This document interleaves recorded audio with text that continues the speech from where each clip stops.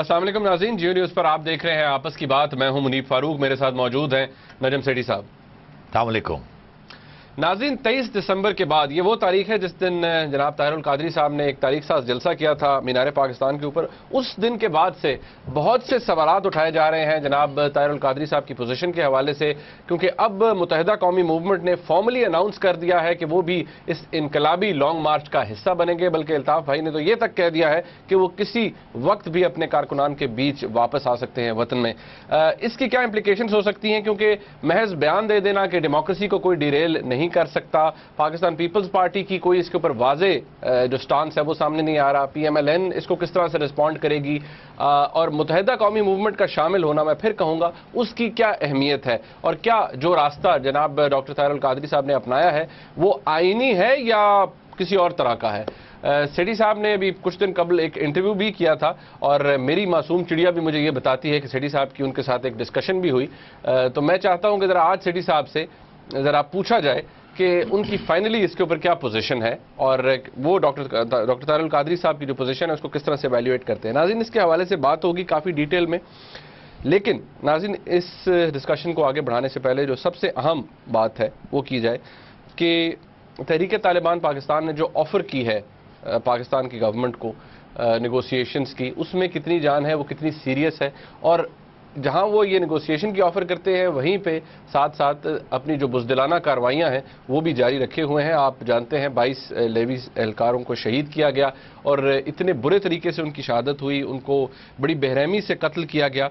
इसके हवाले से भी बात करते हैं, और जो शिया जेनोसाइड इसके हवाले से हम पैदल पे बात भी करते रहे, लेकिन अनफॉर्चुनेटली वो बढ़ रहा है, उसके हवाले से पहले बात करते हैं। सेठी साहब, सबसे पहले क्योंकि मैं चाहता हूं कि ये ज़्यादा इंपॉर्टेंट चीज़ है, तहरीक तालिबान पाकिस्तान आपकी स्टेट को, पाकिस्तान की गवर्नमेंट को ऑफ़र कर रहे हैं कि जी हम नेगोशिएशंस कर देते हैं, आपके साथ शुरू कर देते हैं या कर लेंगे अगर आप ये कर लें, आप फॉरेन पॉलिसी आइन के मुताबिक इस्लाम के मुताबिक बना लें, इस्लामी बना लें, आप जो अपना आइन है उसको इस्लाम के मुताबिक कर दें। वो कहते हैं जमहूरियत की इस्लाम में कोई गुंजाइश नहीं है, तो अगर आप ये कर दें तो हम आपके साथ नेगोशिएशंस कर सकते हैं, लेकिन वो टेररिज्म भी साथ कर रहे हैं।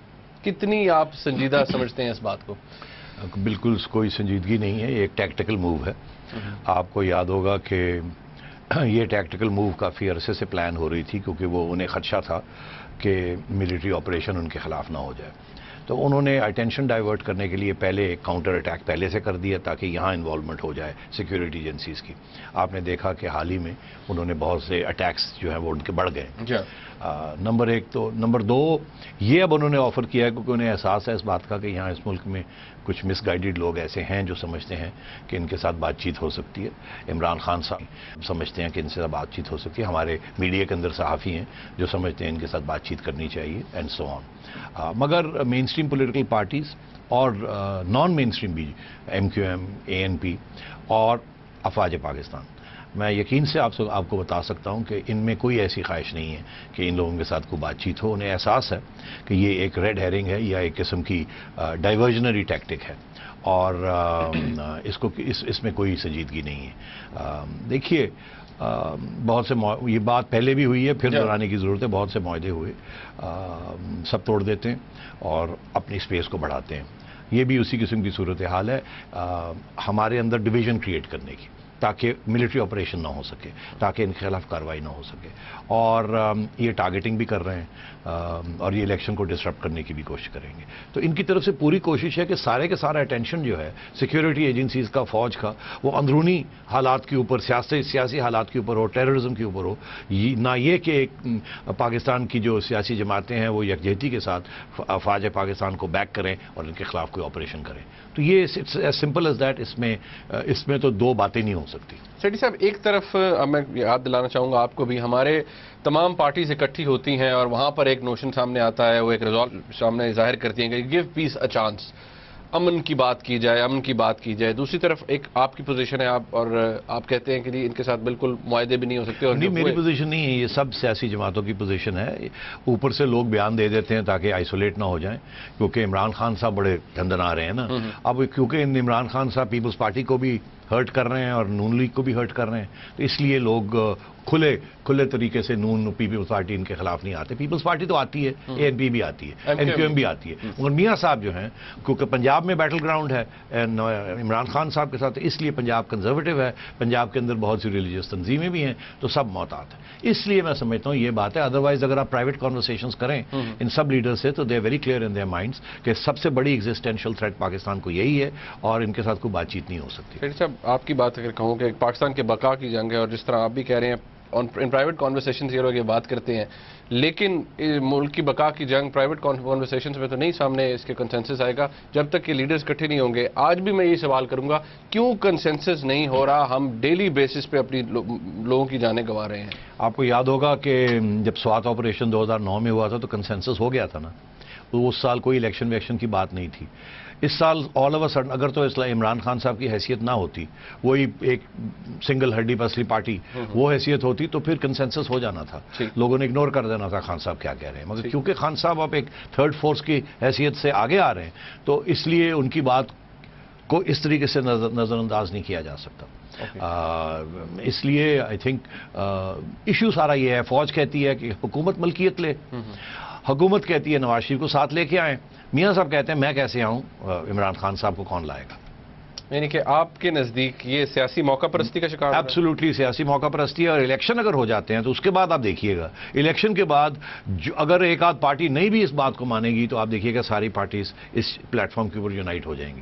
اچھا سیٹھی صاحب، ایک اور بہت ہی سیریس ایشو ہم نے پہلے بھی ڈسکس کیا، وہ اہل تشیع ہماری جو شیعہ برادری ہے اس کو جس طرح سے ٹارگٹ کیا جا رہا ہے. آپ نے اس کا ایک ہسٹوریکل کانٹیکسٹ ہمیں بتا دیا تھا پہلے. یہ بڑھ رہا ہے اور اٹ گوز ان ابیٹڈ. اب مستونگ کے اندر ہوا ہے، چیف منسٹر صاحب کا اپنا ضلع ہے. What's your take? ٹیک کی کیا بات ہے، بڑا دلچسپ یہ جو بیان ہے القاعدہ کی طرف سے کہ ہمارے ساتھ بات چیت کریں، ہم کرنے کے لیے تیار ہیں، ہماری یہ کنڈیشنز ہیں جو کہ بالکل ایکسیپٹیبل نہیں ہے. وہ تو آپ کی ساری ریاست کا ڈھانچہ، آپ کی فوج، آپ کی جمہوریت سب کو فارغ کرنا چاہیے، آپ کی میڈیا وغیرہ فارغ. اس میں ایک اور چیز ہے آپ مس کر گئے ہیں. انہوں نے یہ کہا کہ ہمیں پاکستانیوں کو القاعدہ بھی تسلیم کرنا پڑے گا. اب سب اس میں یہ لکھا ہوا ہے کہ ہم القاعدہ کا حصہ ہیں اور القاعدہ کو بھی تسلیم کرنا پڑے گا. تو اگر القاعدہ کو تسلیم کرنا ہے تو پھر تو آپ سمجھ لیں کہ آپ نے دنیا کے ساتھ دشمنی لینی ہے. اور ایک دوسری طرف یہ ہے کہ آپ تو ہندوستان کے ساتھ اب امن کی آشا شروع کر رہے ہیں کیونکہ آپ کو احساس ہو گیا کہ تجارت کے ساتھ ہمارا بڑا فائدہ ہے اور انفلیشن اور قیمتیں گرانے کے لیے یہ سب کے لیے اچھی بات ہے. اور یہ لڑائی جھگڑے سے کچھ نہیں ہوتا. وہ تو یہ کہہ رہے ہیں کہ ہندوستان کے ساتھ لڑائی کرنی ہے اور اس کے بعد اور لوگوں کے ساتھ بھی لڑائی کرنی ہے. تو مطلب ہے کہ وہ آپ کو ایک ایٹمی کانفرنٹیشن کی طرف بھی لے جانا چاہ رہے ہیں. تو القاعدہ کا ذکر اس لیے میں نے کیا کیونکہ القاعدہ کا یہ حصہ ہے شیعہ کو ٹارگٹ کرنا. That is why I brought Al Qaeda in کہ میں نے آپ سے کہا تھا کہ یہ عراق کے اندر یہ پالیسی شروع ہوئی تھی اور زرقاوی صاحب نے یہ شروع کی تھی اور یہ القاعدہ کا حصہ ہے، القاعدہ طالبان کا حصہ ہے. تو اس لیے شیعہ ٹارگیٹنگ ہو رہی ہے اور جو ہماری پرانی سیکٹیرین آرگنائزیشن تھی وہ بالکل ایک نیٹ ورک کے تحت القاعدہ کے ساتھ اور طالبان کے ساتھ ملی ہوئی. پورے پلان کے تحت یہ سب کچھ ہو رہا ہے. ناظرین تھوڑا آگے چلتے ہیں. میں نے جس طرح شروع میں عرض کیا تھا کہ بہت سے سوالات ہیں پاکستان کی سیاست کے اندر. لوگ یہ کہہ رہے ہیں کہ پورا نظام جو ہے اسے تلپٹ کرنے کی باتیں ہو رہی ہیں. ایک رپورٹ ہے میں آپ کو دکھانا چاہتا ہوں، اس کے بعد سیٹھی صاحب سے بات کرتے ہیں.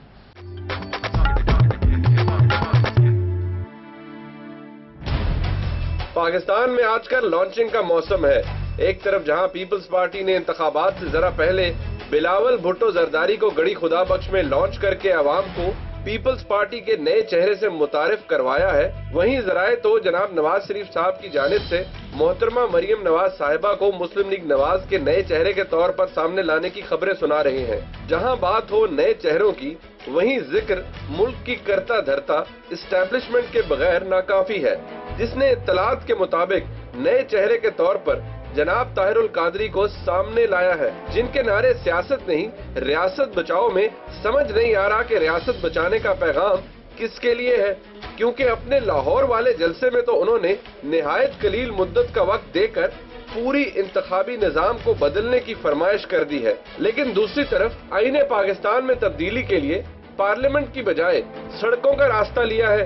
دوسری طرف اگر بات علامہ صاحب کے لاہور والے جلسے کی جائے تو متحدہ قومی موومنٹ کے ذکر کے بغیر بات جچے گی نہیں۔ متحدہ گزشتہ 5 سالوں میں وہ اتحادی رہی ہے جو حکومت سے ناراض ہونے کے باوجود بھی اس کا حصہ رہتے ہوئے اپنے مطالبات پورے کرواتی رہی ہے۔ جناب الطاف حسین نے انقلاب کے نعرے بھی لگائے تو کبھی محب وطن جرنیلوں کی دہائی دی، لیکن وہ پھر بھی ان کے بقول اس زردارانہ نظام کا حصہ رہے، یعنی عام کے عام گٹھلیوں کے دام۔ اسی مقولے کے تحت اپنی ہی حکومت کے خلاف جناب طاہر القادری کے مارچ کا حصہ بننے کا اعلان کر دیا، اور ناقدین تو یہ بھی کہتے ہیں کہ لاہور کے جلسے میں اپنی جماعت کی شمولیت کے اعلان سے جناب طاہر القادری کے نعرے سیاست نہیں ریاست بچاؤ میں سے غالباً سیاست کا انتخاب کر لیا ہے۔ ادھر حکومت اور اپوزیشن کی جانب سے شیخ الاسلام کے لانگ مارچ پر ابھی تک کوئی واضح موقف سامنے نہیں آیا، لیکن کچھ حلقوں میں یہ کہا جا رہا ہے کہ پاکستان پیپلز پارٹی شوق میں ہے کہ متحدہ قومی موومنٹ اس لانگ مارچ کا حصہ کیوں بننے جا رہی ہے۔ خیر، واضح موقف تو جناب عمران خان اور تحریک انصاف کی جانب سے بھی ابھی تک نہیں آیا، اگرچہ انہوں نے ڈاکٹر طاہر القادری صاحب کی باتوں کو اپنے ہی ایجنڈے کی تائید قرار دے کر سیاسی گول مول جواب دیا ہے۔ اب سوال تو یہ ہے کہ جب بقول طاہر القادری صاحب کے لاکھوں کا مجمع، جس میں متحدہ کے کارکن بھی شامل ہوں گے اور اخباری اطلاعات کے مطابق فنکشنل لیگ اور سندھ کی نیشنلسٹ جماعتیں بھی شامل ہوں گی، اس صورتحال میں پاکستان مسلم لیگ نواز کا موقف کیا ہوگا؟ دیکھنا تو یہ بھی ہے کہ کیا پاکستان پیپلز پارٹی بھی خاموش تماشائی بنی رہے گی، اور سب سے بڑا سوال تو یہ ہے کہ اسلام آباد کی طرف جب یہ لانگ مارچ بڑھے گا تو کیا آرمی چیف جناب جنرل اشفاق پرویز کیانی خاموش تماشائی بنے رہیں گے یا پھر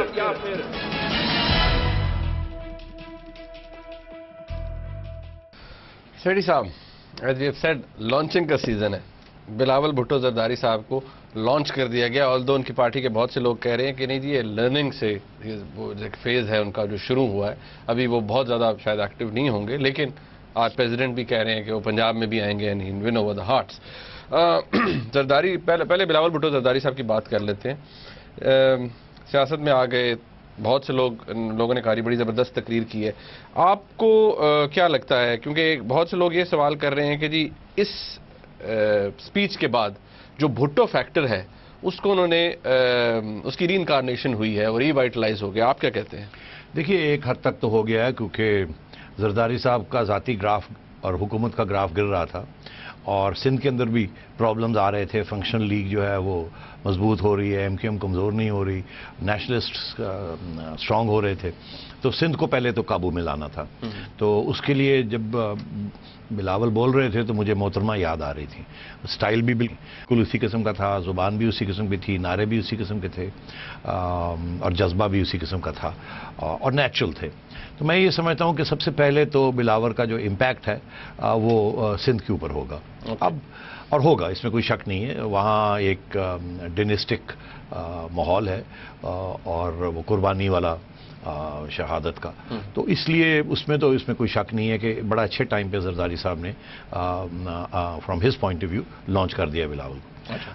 مگر کیا اس کا یہی اثر ہوگا پنجاب میں؟ میں سمجھتا ہوں اتنا اثر نہیں ہوگا پنجاب میں۔ پنجاب اب پیپلز پارٹی کا سپورٹ جو ہے گر چکا ہے، اور اس کی جگہ جو ہے وہ عمران خان اور لوگوں نے لے لی، گر رہا ہے اب۔ اور دوسری بات یہ ہے کہ بلاول اس سیکیورٹی کے ساتھ پنجاب کا دورہ بھی نہیں کر سکتا۔ یہ تو ایک pre planned home ground, home government, Sindh government, اس کی وجہ سے ان کو ایک پلیٹ فارم مل گیا، مگر کیا وہ کینوس کر سکتے ہیں؟ کیا وہ ریلیز کر سکتے ہیں؟ نہیں کر سکتے۔ اس لیے پنجاب کے اندر ان کا امپیکٹ منیمل ہوگا، جو میڈیا کے ذریعے جتنا ہے اس سے زیادہ نہیں ہوگا۔ سملرلی باقی جگہ پہ تو پیپلز پارٹی یہ صحیح کہتی ہے کہ ہم نے بھی لانچ نہیں کیا، وہ لانچ کر ہی نہیں سکتے اس ماحول میں۔ دوسری بات یہ ہے کہ سچویشن بہت جلدی سے تبدیل ہو رہی ہے۔ تو لمیٹڈ امپیکٹ ہے بلاول کا. اچھی اسپیچ تھی, متاثر ہوا میں, کیونکہ میرا نہیں خیال تھا کہ اتنی ایکسٹمپور کی بول لیں گے. اگر ریہرس تھی تو اچھی ریہرسل تھی, اور لگا نہیں ایسے کہ ریہرس تھی, بڑی نیچرل بول رہے تھے, اور اگر ایکسٹمپور بول رہے تھے پھر تو واہ واہ اور بھی. مگر اگر آپ ان کو کمپیئر کریں پچھلے سال, تو پچھلے سال تو یہ میرا خیال ہے ایک سینٹنس بھی صحیح طریقے سے اردو میں نہیں بول سکتے تھے. اور 2-3 سال پہلے میں نے زرداری صاحب کی انٹرویو کی تھی, تو جب میں نے ان سے یہ کہا تو انہوں نے کہا وہ سیکھ جائے گا. تو نظر آ رہا ہے کہ وہ سیکھ رہے ہیں. اور میرا خیال ہے کہ صرف بلاول نہیں, یہ اسپیشلسٹ اوکیزنس کے اوپر زرداری صاحب اپنی دونوں بیٹیوں کو بھی پبلک کے سامنے کریں گے. Not in this sort of جلسہ, بٹ اسمالر میٹنگز میں آپ دونوں صاحبزادیاں جو ہیں ان کو بھی آپ کو نظر آئیں گی. تو وہ ایک چیز چل رہی. دوسری چیز یہ کہ یہ بڑا ضروری تھا, بیکاز زرداری صاحب کی اپنی پوزیشن جو ہے وہ ڈیول آفس, وہ بھی خطرے میں کمزور ہے نا, کمزور ہے. تو اس لیے میں سمجھتا ہوں good move but limited impact. Sethi صاحب, جو تقریر کا متن ہے, یعنی کہ جو باتیں کی گئی ہیں, انہوں نے اپنے ملک, اپنی حکومت کے کارکردگی کے حوالے سے جو بات کی, تو انہوں نے لوگوں نے ایک جو تنقید کی ہے, اور میرے خیال میں بڑی جائز ہے, کہ مس گورننس, بیڈ گورننس, یا جو کرپشن سکینڈلز رہے ہیں, اس کے حوالے سے انہوں نے کوئی بات آف کورس نہیں کی, اور نہ کوئی بیڈ گورننس کا کوئی رسپانسبلٹی بھی لی ہے. صرف انہوں نے یہ کہا ہم نے بہت اچھے کام کیے ہیں. لیکن لوگ یہ کہتے ہیں کہ انہوں نے بٹھا بھی تو بٹھا دیا ہے نا پورے 5 سال میں. نہیں, میرا نہیں خیال انہوں نے کوئی زیادہ توجہ دی ہے بہت اچھے کاموں کی طرف. شاید 1-2 کا ذکر کیا ہے. ظاہر ہے کوئی یہ تو نہیں کہہ سکتے ہم نے بڑی گڑبڑ کی ہے, یہ تو نہیں کہہ سکتے. مگر آپ کی دیکھیں ان کی جو مین اسپیچ تھی نا, اس کا ایمفسس تھا سلوگنز کے اوپر, کہ ہمارے ساتھ جوڈیشری زیادتی کر رہی ہے. محترمہ کے ساتھ بھی بڑی زیادتیاں ہوئی, میرے والد کے ساتھ بھی ہو رہی ہیں, ہماری حکومت کے ساتھ بھی ہو رہی ہیں, وکٹمائزیشن ہو رہی ہے, یہ اس قسم کی باتیں, اور ہمیں چلنے نہیں دیا گیا, اینڈ سو آن. مگر جہاں کارکردگی کی بات ہے وہاں کوئی ٹھوس بات نہیں تھی. ان کے پاس ہے ہی نہیں کہنے کو کیا. تو وہ زیادہ سے زیادہ یہ کہہ سکتے ہیں کانسٹیٹیوشنل امینڈمنٹ کی, یہ کی, مگر عام شخص کی زندگی کے اوپر تو اس کا کوئی اثر نہیں ہے. اور اب طاہر القادری صاحب نے آ کے سارا کچھ کوشش کر رہے ہیں کہ سب کو الٹا کر دیا جائے. تو میں نہیں سمجھتا کہ یہ جو تنقید ہے کہ جی انہوں نے کوئی ٹھوس بات نہیں کی. ٹھوس بات تو زرداری صاحب کر چکے ہیں نا, جو ان کی طرف سے ٹھوس بات ہے, جس کی میں کہتا ہوں عام لوگوں کی زندگی کے اوپر کوئی اثر نہیں ہے. پیپلز پارٹی کی طرف سے صرف ایک ٹھوس چیز ہوئی ہے, وہ ہے بے نظیر انکم سپورٹ پروگرام. وہ چل رہا ہے, اس کے ڈفرنٹ برانچز ہیں. میں سمجھتا ہوں کہ وہ ایک اچھا پروگرام ہے, بیکاز یونیورسلی اس کو ایک ماڈل کے طور پہ بھی لوگوں نے اکنالج کیا ہے, ورلڈ بینک وغیرہ والوں نے, اور بڑی اچھی اس کی کارکردگی ہے. آن دا گراؤنڈ میں نے خود بھی دیکھا ہے. مگر اس کے علاوہ frankly for the people of Pakistan dismay and disorder.